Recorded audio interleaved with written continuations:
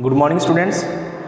So today we are going to discuss further what is proportions and what are the problems based on the proportion, the concept behind the proportion. Okay, so this is the sixth video on this chapter, the ratio and proportion. Let's see.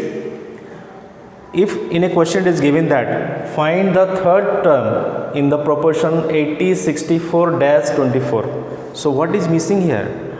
So the third term is missing here. We have to find out in this proportion.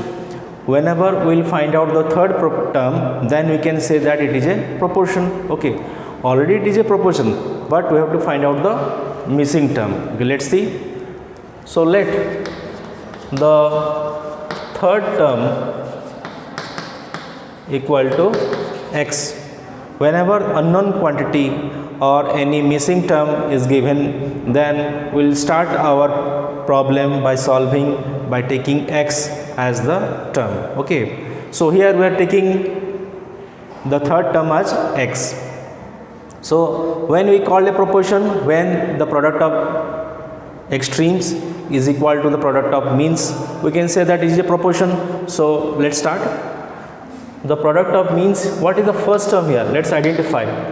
First term equal to 80, second term equal to 64, third term equal to x.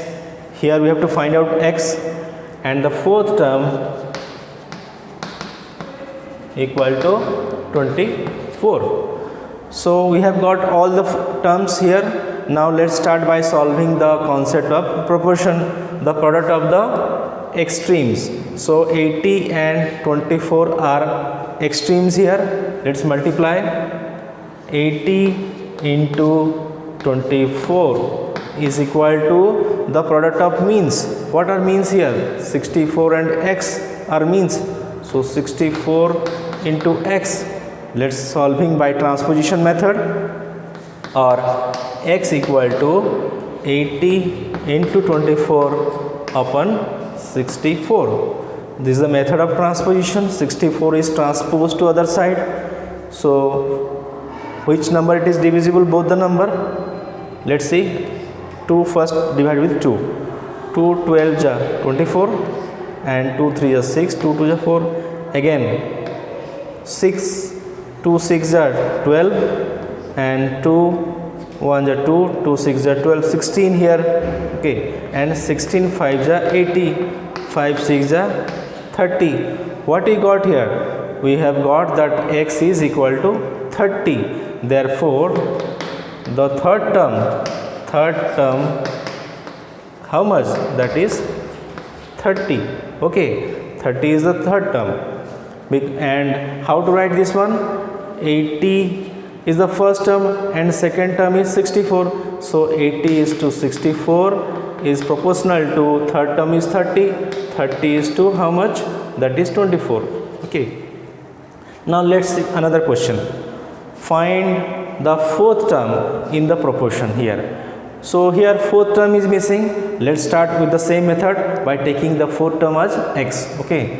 Let the fourth term equal to x. So same method, the product of the extremes.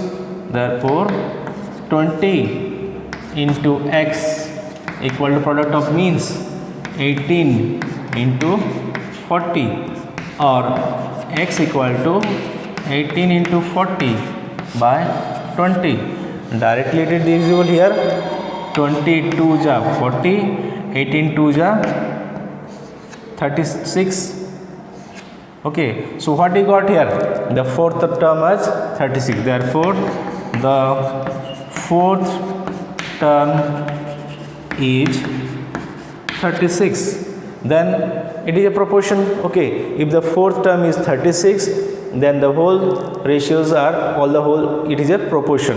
That means 20 is to 18 proportional to 40 is to 36. Okay, now look at this question. The question say that the ratio of income to expenditure is 7:6. find the savings if income is 21,000. Okay, so what are the quantities given here? Here 7 is related to income. So income is when income is 7 part, that means, so it is equal to how much? 7 part is equal to 21,000. Okay, and the 6 is the expenditure part. So expenditure is when 6 part, how much expenditure is not given in the question. Okay, let's say the expenditure is X here. Whenever that is not given anything, we can take as a X. Okay, so what is the ratio? We will find this one. So therefore, what is the ratio? This is the first quantity. Okay, this is the first quantity, and this is the second quantity. Okay, this is the second quantity, and this one is this is the second quantity. This is third and fourth. Okay, so 7. What is the ratio here? 7 is to 6. 7 is to 6 equal to 21,000 is to X, because 7 part relate to 21,000 and 6 part relate to X, because here the expenditure is not given here.